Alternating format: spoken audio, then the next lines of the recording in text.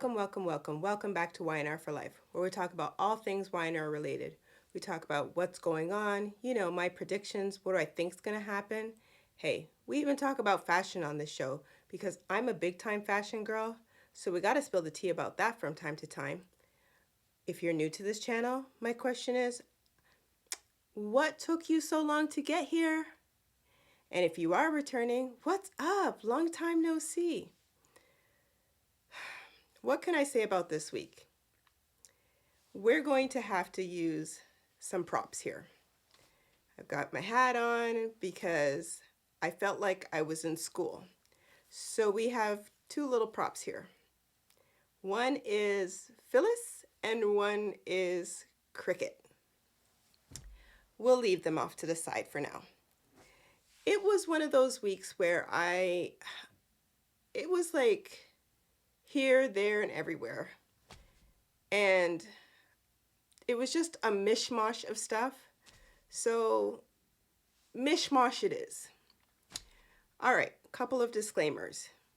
If you don't want to know what's going on, you kind of want to get caught up on your own, this might not be what you want to see or hear, but I am so grateful that you are here. And, if I happen to leave something out, it could be because I plumb forgot, or quite frankly, it just wasn't newsworthy. Nature of the beast, I say. It is what it is. But, I don't know what else to say. But if you do like this type of content, you like what you see, you like what you hear, it would be so kind if you smash that like and subscribe button and hit the bell notification so that you don't miss a single video that I post here on Y&R For Life. And we're going to kind of just dive right into it. We saw the return of Meme Johnson. Wasn't I talking about her? Like, what happened to her and Jill? Like, Jill, we kind of know that we see her from time to time. She comes in, like the wind. Usually it's on like a Zoom call, but sometimes she might make her grand appearance. I like Jill, but we still haven't seen her. But Meme is back. We're not going to talk about her quite yet. All right. Who should we talk about first? All right, let's talk about the fact that Nikki, she's still drunk as a skunk. I don't know. Can a skunk get drunk? It's just a saying, people. But she's drunk as a skunk. Why? Because, as we know, there was a fire at the prison where Jordan was. And like I said, she obviously escaped. She was probably the one to start the fire in the first place. Just saying. And, she's nowhere to be found. I think there's like 6 people that are missing, unaccounted for. She's one of the people that is missing and unaccounted for. So it's kind of safe to say that she's slippery when wet. All right. So Nikki found out, as you know, about this fire, and it kind of put her in a tailspin. She's at her office and her phone rings, which, by the way, if her phone rings, like the office phone, wouldn't it be like her secretary?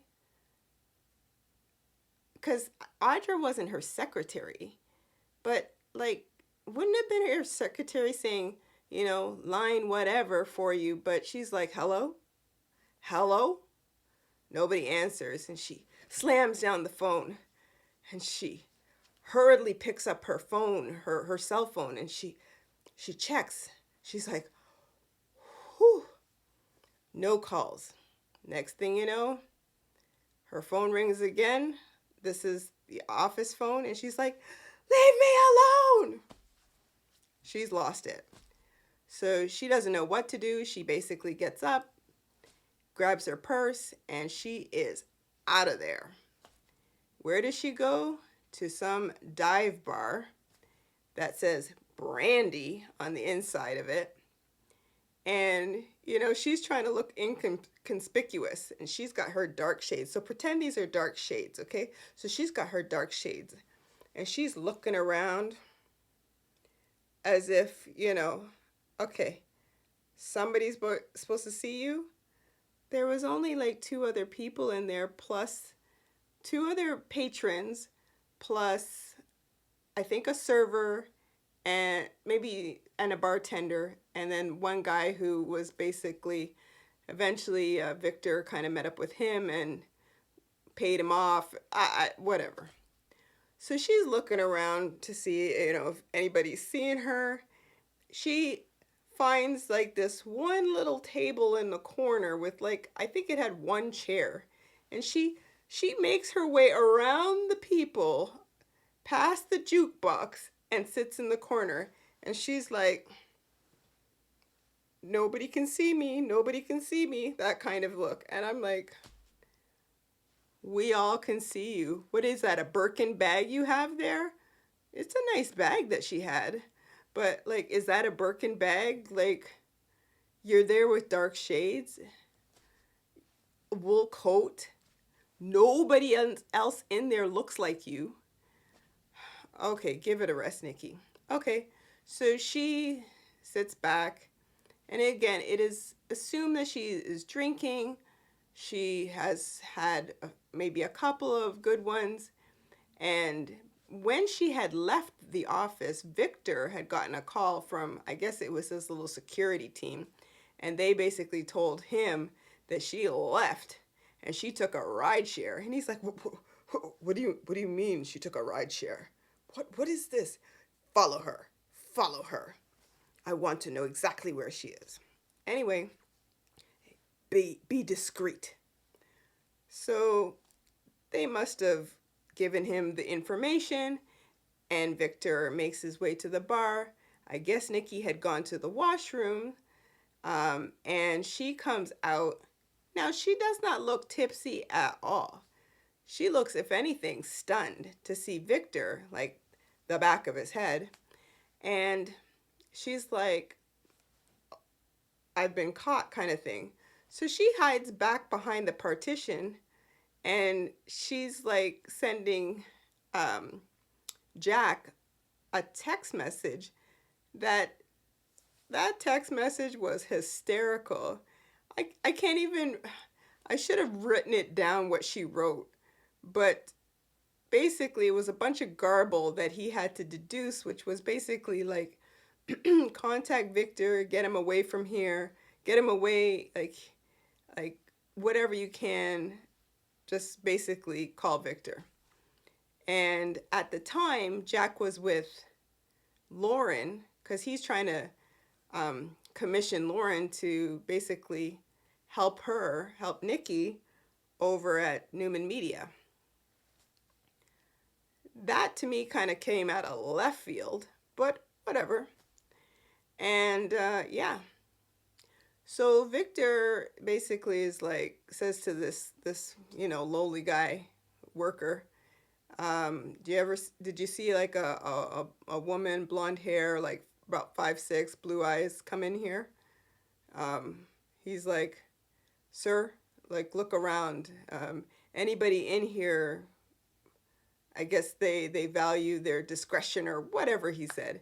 And so Victor just pulls out his little wad of cash and he's like, uh-huh.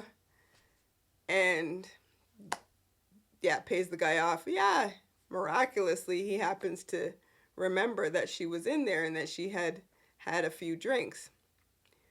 So anyway, pushing right along, she ends up being drunk, like really drunk. And she's at another table, and I guess her phone rang, and it was that same music that from her at the bayou. Ba, ba, da, da, da, da, ba.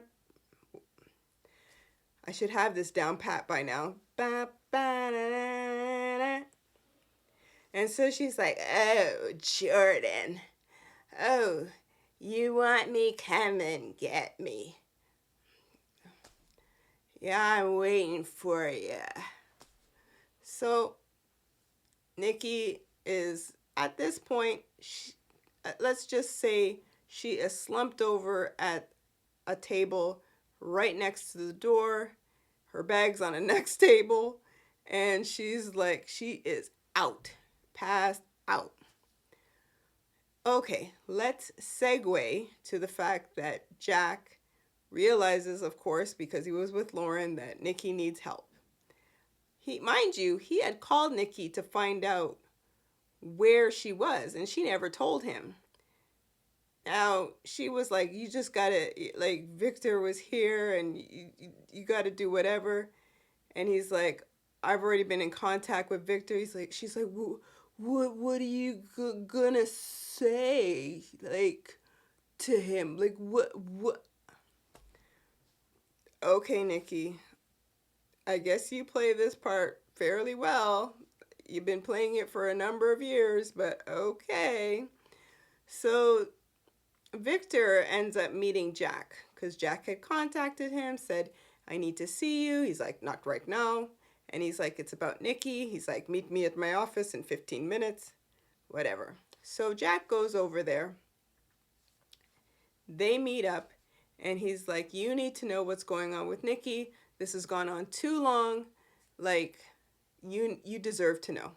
So basically, Jack spills the beans over the fact that he's been her sponsor, and Victor's like, "What do you mean? What?"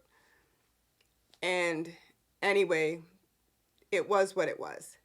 So then the two of them end up going to get Nikki because I guess there was another call, or I can't even remember it, because again, as I said, it was like flip floppy. It was all over the place. There, the cohesiveness just of the whole week was just not really there. It was like a little bit of this, a little bit of that. It felt like an all-you-can-eat buffet. Just you're just mincing off of different little pieces, but whatever. So they find Nikki stone cold, passed out, strewn over a table, and Victor with his my baby, oh sweetheart, oh my baby." They get her out of there. Victor and her and I guess his car, um, being driven home, and she suddenly wakes up. He's like, "Here, take this water." I can't remember what the water said, but I was like, "That's some fancy water. Maybe I need to get that." So he's like, "Drink this water," and all of a sudden, she ain't drunk no more. So she basically was like, "I'm so embarrassed that you saw me this way, and Jack did the right thing, um, and I want to go over to Jack's place." So they end up going there. Again, I could go over this with a fine tooth comb, but there's no point to it. At the end of the day, Victor knows, and Nikki still wants Jack to be her sponsor. Well, Miss Diane, she is like, she's supportive, but she ends up asking Jack if he feels as though the problems with Nikki, if it might like force him back into his addiction. And he's like, "No, no, no, I just understand where she's coming from. I don't feel that way, blah, blah, blah." But prediction, I feel as though maybe the two of them will end up being, you know, souped up on whatever, like her on alcohol, him on prescription meds, and the two of them will, because I don't see good things coming out of this. I really don't. All right. We're just going to sweep that under the rug for a second. Well, not even a second. We're sweeping that under the rug. Sorry, my nose is itchy, but I guess it's that time of year, seasonal. You know me, no filter. And if you hear me like kind of raspy, I'm trying to get over a cold. Like my whole household. Ugh. Anyway. So, who should we say? Victoria and Cole of course, they know about the fire. And so basically, they feel that they should let Claire know because the progress they've made with Claire, they don't want to lose it over something like this. And she deserves to know that her aunt could very well be coming after her or coming back, whatever. So they go meet Claire, and she's like, the model child. And she's like, oh, yeah, like, I don't I don't feel anything for her, but like basically like hatred, and I want nothing to do with her, and you know, it's kind of like thanks for letting me know, that kind of thing. Really wasn't important.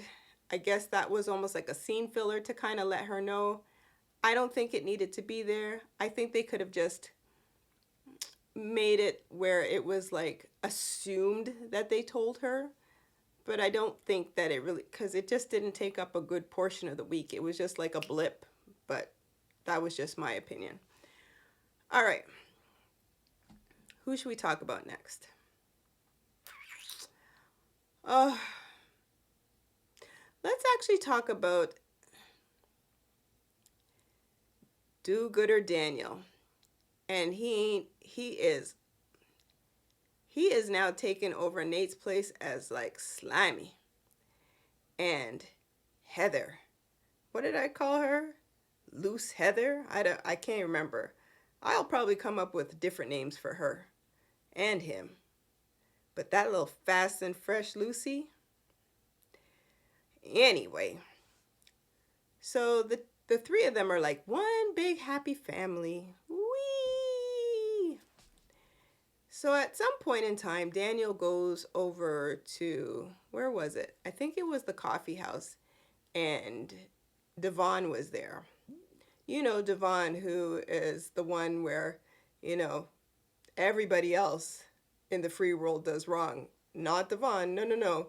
And God forbid you say anything concerning him, he's going to find a way to dial it back and bring it right back to you. This is Devon. This is who he is. He does not want to accept responsibility for pretty much anything he does. I take him or I leave him. I like him with Abby, but I just don't like how they ended up together. That's basically where that comes from. But whatever. So he ends up basically grilling Daniel on like, when you're gonna tell Lily, and so you're gonna keep this up, this lie and whatnot. And Daniel's like, look, if I thought I could fly out there and tell Lily what's going on and that she was in a good, headspace, then I would do it right now. If you think she's ready to hear, I'll go right now and I'll tell her. So at one point in time, Daniel basically says to Devon, like, you think I don't know what you and Abby did while you were with Amanda? Like, are you really one to be judging me, this kind of thing? Like, the heart wants what the heart wants, that kind of thing. Like, are you disappointed that you're with Abby? Like, and Devon once again was like, oh, I know what you're trying to do. I know what you're trying to do, but it won't work. Okay, Devon, couldn't you say you got me there? Nope, not Devon. It was like, Lily's been through too much. She, she had cancer. Her parents died. She went to jail because of you, Devon. Just putting it out there. It's just too much. And now this? Okay. Do you remember what you did to your father with Hillary?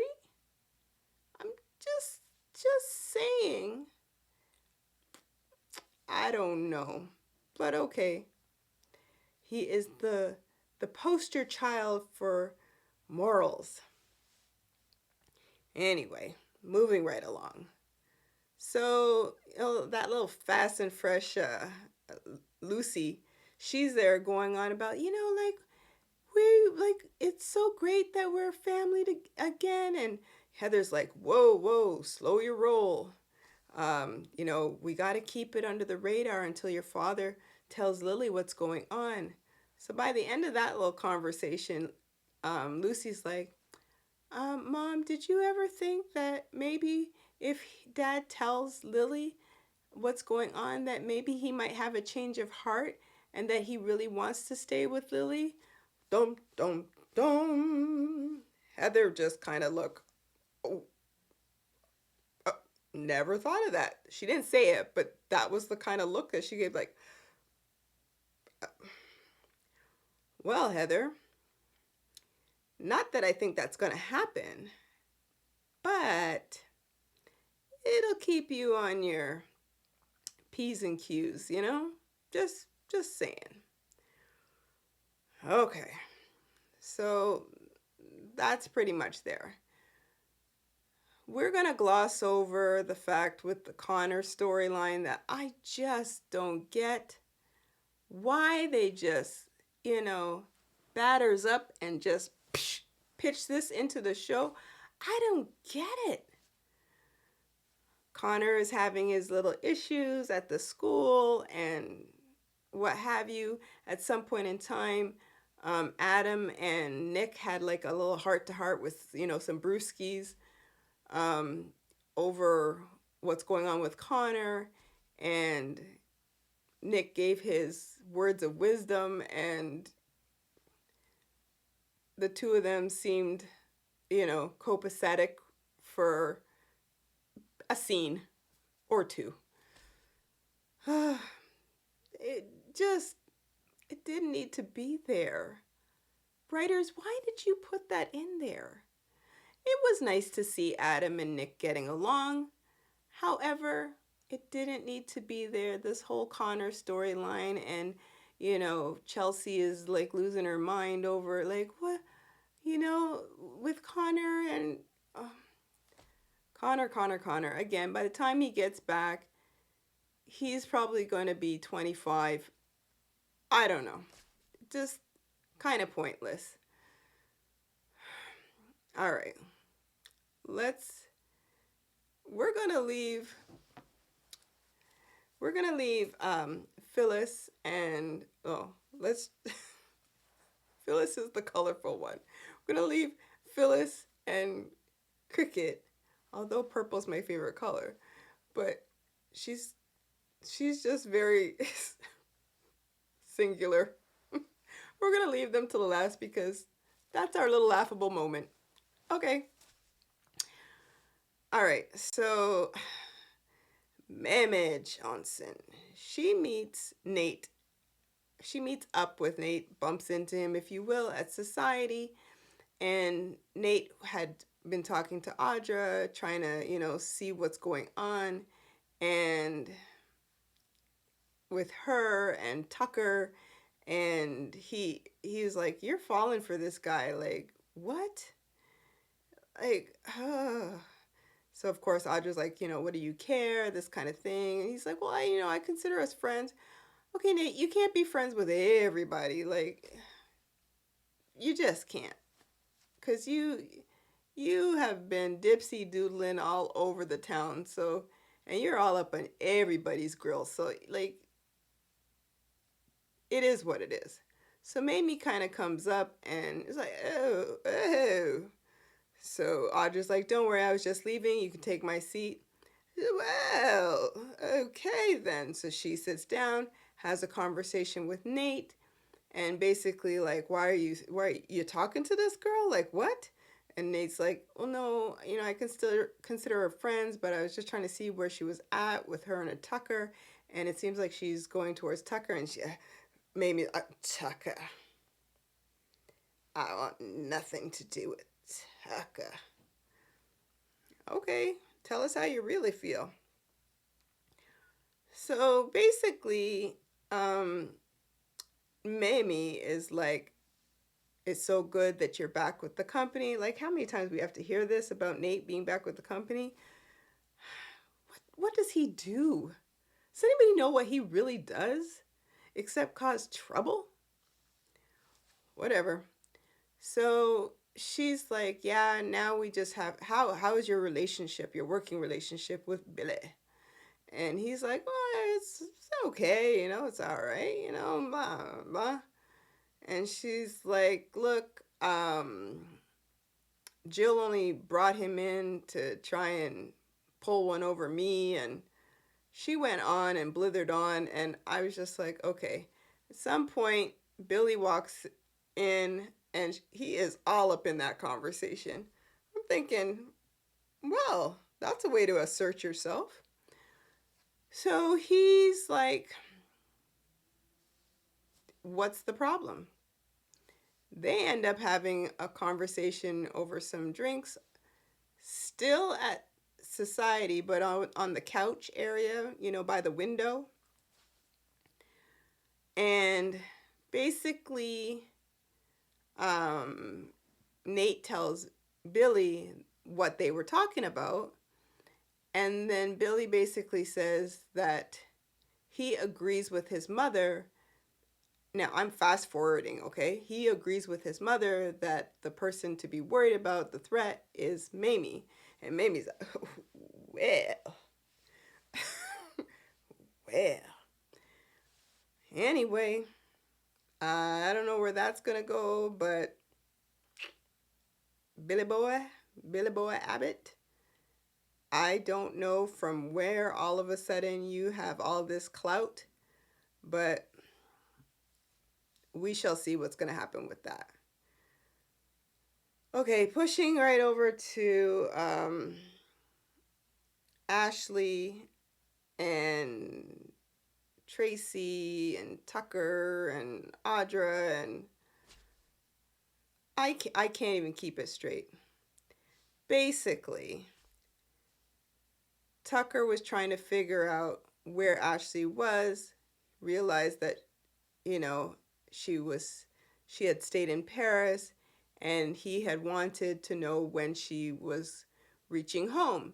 So basically, he has his little, investigative team, if you will, doing his bidding for him to find this information out.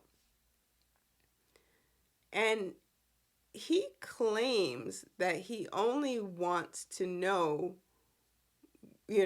where she is, like when she's back in Genoa City, so that he knows to steer clear of her, because he didn't want nothing to do with her.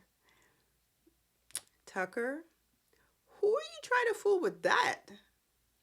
He went on to Tracy, like he talked to Billy, and they're like, our sister is no concern of yours anymore, enough of this.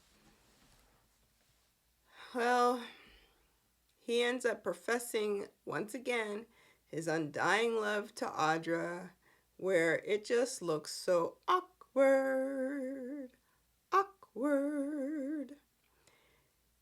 And I have to mention this part. So at one point in time, Audra is in Tucker's room, and they were getting hot and heavy, if you will. His phone goes off, and he's like, I'm not going to answer it, kind of thing. And she's like, she grabs his phone. Well, then. And then she looks at it, and I guess there's a text saying, about she's home or whatever the dickens it said. So then she put two and two together, and she busted out some Spanish. Even my husband was like, what? Has she ever done this before? I'm like, nope. And she's like, Dios mío. Dios mío. And she just went off on Tucker. Like, you just can't get over Ashley. And he's like, it's not what you think. I just wanted to know when she was home so that I could steer clear of her. Once again, he's saying this to her. He's saying it to everybody. All right. They end up getting hot and heavy because, again, Audra, if it's wearing pants, she's all up in there. All right. So let's segue over to the fact that Ashley she walks in and she's like, everything's okay. Jack's there with Diane, and she's like, yeah, can you believe that Tucker paid off everybody at the bistro, you know, to basically corroborate his story? Like, can you believe that he went through those lengths? Jack's looking at her like, like if she was a jack in the box, just waiting to just explode. And Diane, of course, the look on her face. And Ashley's like, wait, what's going on? Like, what, like, why are you looking at me like this? And like, what? And Diane's like, well, Ashley, maybe you need to go take a rest.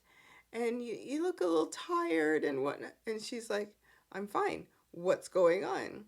And, well, maybe we should. Jack's like, well, wait for Tracy to come, and maybe Abby.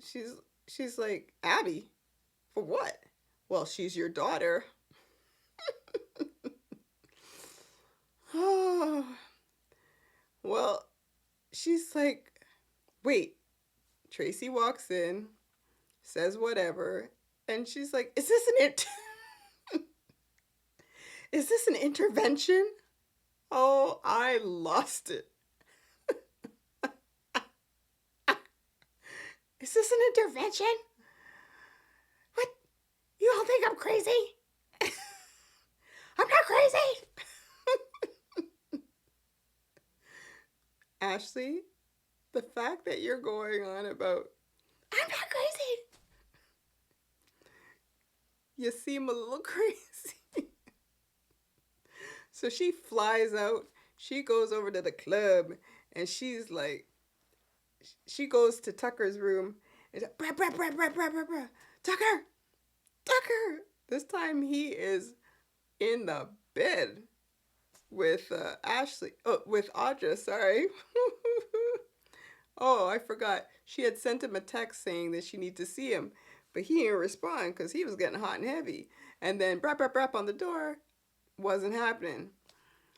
So then she goes back down and she's like, I need to see you ASAP.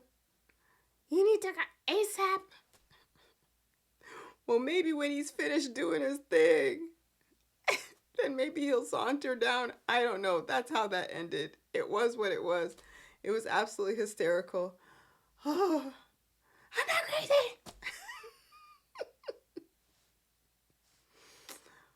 Oh,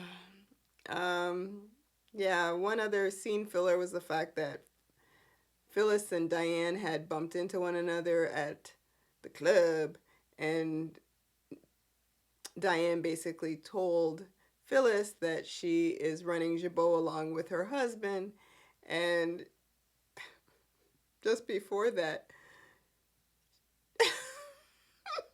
Phyllis is like, oh, you got a promotion? What are you, in charge of the big rubber band ball? The big rubber band ball? Oh, Phyllis. She's like, well, you got the ring on your finger. You just moved up real quick, didn't you? She's like, well, I didn't push for it, but Jack, thought I was the best for this job. Oh, okay. All right. So we've saved the best for last. Because if I've missed something, it is what it is. But let's get to the good part. Okay, Danny, who never gets angry at anything, Phyllis comes over to his, I say his place, but Daniel's place. And she's like, oh, hi.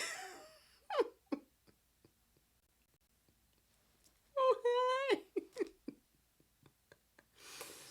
And yeah, Danny's like, oh, okay. So again, the two of them are having their little conversation. It was very brief. And he's like, yeah, I gotta get out of here. He's out of the place, which leaves Phyllis and Daniel in the apartment or the condo, whatever. And Daniel just rips his mother a new strip over the fact that you and dad, yeah, you may have history, but it's not good history. And there's no way that you and dad should be together. Are you crazy? Like, are you kidding me? And she basically was like, oh, this is much like you and Heather. And the heart, again, the heart wants what the heart wants. And is it so terrible to want to have love and find love? And you're in your father, and I'm in a better place. I'm different. I've changed. Phyllis, no, you haven't. You haven't changed. Anyway, outside of the apartment, here comes Cricket. So she's like, she always has this worried look on her face. I'm just so sorry of how things, turned out with the two of us. How we ended things the last time. Can we go inside and talk? And of course, Phyllis is in there. And he's like, well, I'm like going to the studio to do some work. She's like, yeah, but I really want to clear the air, and I just want to talk. And he's like, okay, one coffee. What? she, Danny, she didn't say anything about coffee. She just said she wanted to talk. One coffee. Okay. So they end up going over to the coffee house for their one coffee, and they're having this conversation after Daniel has ripped his mother a new strip, and she tore out of there. I don't want to go to dinner with you. I just don't want to go to dinner with you. She left, and she ends up at the coffee house. Shocking and amazing. And so she sees Cricket and Danny on the patio. And she just busts in on that conversation with she didn't care. That's Phyllis for you. Colorful. So Danny, once again, who never gets angry at anything, he just got to a point because the two of them were like, and he's like, you see, this is what I'm talking about. I'm trying to avoid all this. This is crazy. Like, maybe I can't even be around both of you. Like maybe I should just not be around either one of you, like, ever. Like, I'm done. Bye, Danny. He leaves. Meanwhile, the two of them are like, Row! Well, it's more so Cricket. Row! And Phyllis is like, yeah, whatever.